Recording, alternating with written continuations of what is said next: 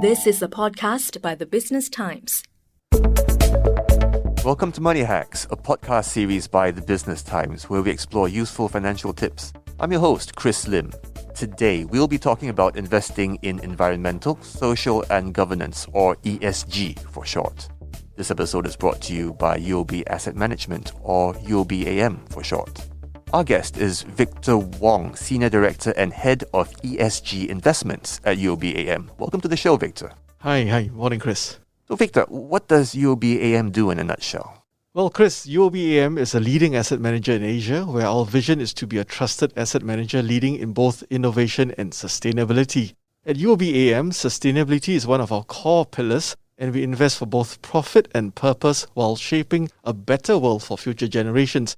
Now, of course, you think that this is just a simple throwaway remark, but to us, this is something that guides us in what we do as staff at UOBAM and for UOBAM as a whole. Okay, well, today's topic is ESG investment, which is becoming quite the buzzword. But what is ESG really? And you mentioned sustainability earlier.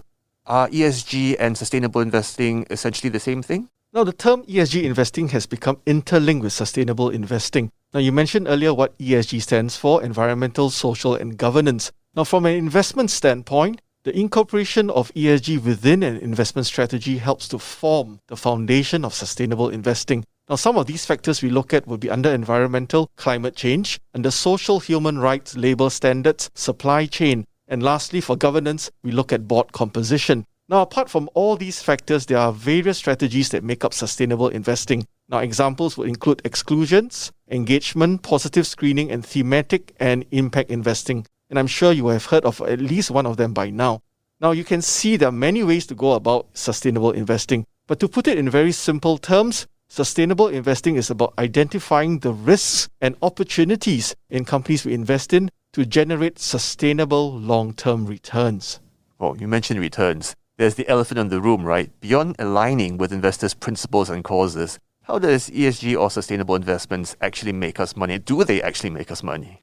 I'm really glad you asked this question. By now, you would have heard of the phrase doing well by doing good. So the short answer to your question is yes, sustainable investing can actually help you make money. If you take a broad look at ESG investments as a product category, this year, despite being a very volatile market, ESG funds have actually outperformed, and investors have taken notice and started to put more money in.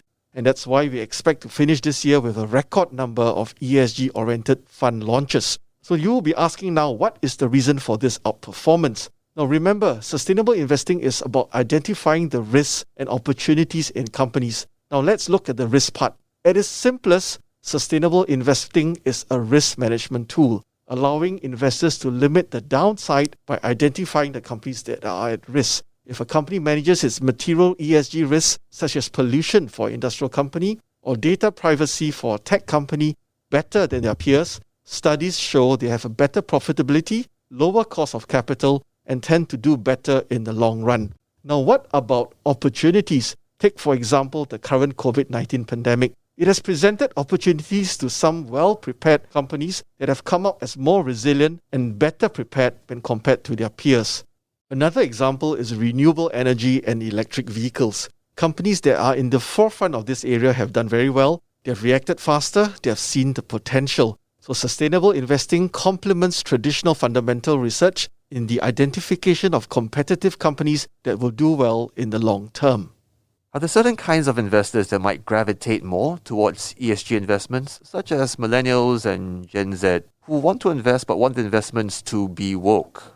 Yes, millennials and Gen Z are definitely more aware on sustainability. They've been more exposed to developments in this space, and they have the assets to make a difference. There is a $30 trillion wealth transfer from baby boomers to their children, and this group, aged 25 to 40 years old, factor in more sustainability into their investment decisions. But there's another investor group that you cannot ignore as well. These are asset owners like sovereign wealth funds and pension funds. And these funds are interested in keeping their investments woke through ESG investments. Why? Because their investment horizons span generations. That is why sustainable investing will become core for these asset owners to future-proof their investments and ensure sustainable long-term returns. Now, Chris, I want you to know that UOBAM is a signatory to the UNPRI, or the Principles for Responsible Investment.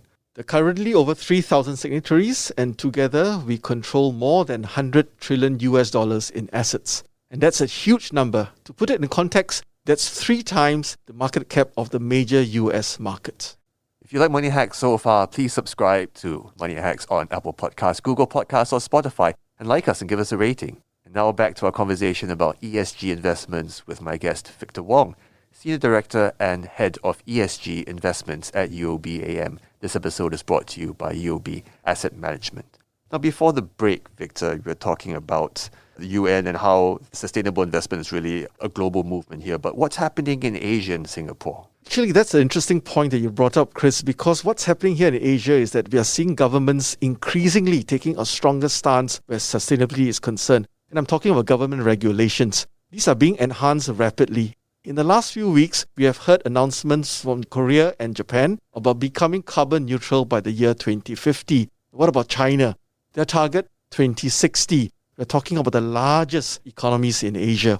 Here too in Singapore, sustainability is of strategic importance. So sustainability is now at the national agenda level for many countries in Asia. Clearly, there will be a lot of impact on companies and by extension, your investments. So to summarize, government regulations, growing awareness and investor attitudes come together to create this strong momentum and the wall of money that's expected to come. And we think this is only the beginning of the momentum.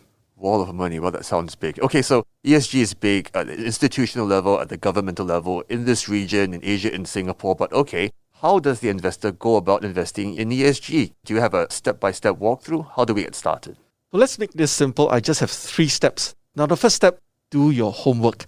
Identify potential mega trends in sustainability and be familiar with developments in this area. I'm talking about climate change, CO2 emissions, the UN Sustainable Development Goals, the future of food, the future of mobility. For example, the phasing out of internal combustion engines, the increasing number of electric vehicles, and of course, the transition from fossil fuels to renewable energies.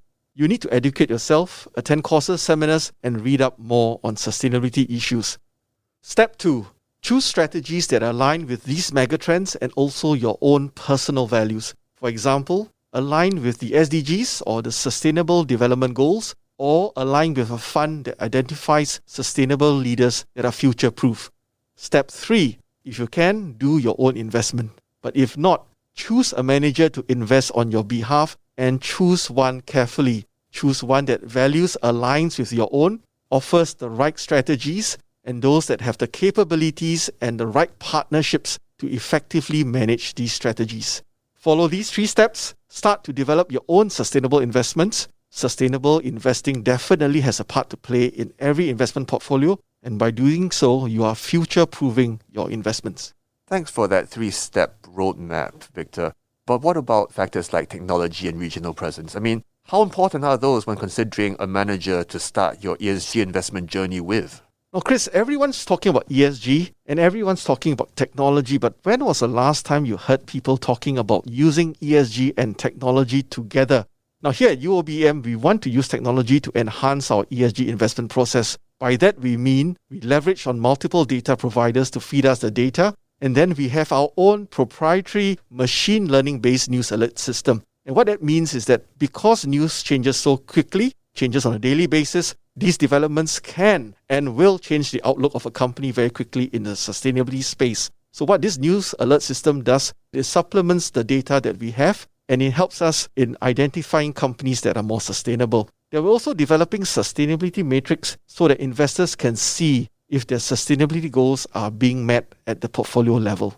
We also strongly rely on our regional footprint. We have offices in Thailand, Malaysia, Taiwan, and Indonesia.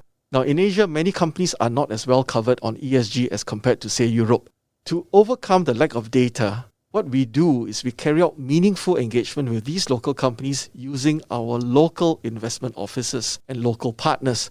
Now, on a global scale, we have strategic partners who are also deeply experienced in sustainable investing. This gives us an edge in customizing and meeting the needs of our clients and investors. We have partners like Robeco, who are investment specialists in sustainability with a long track record.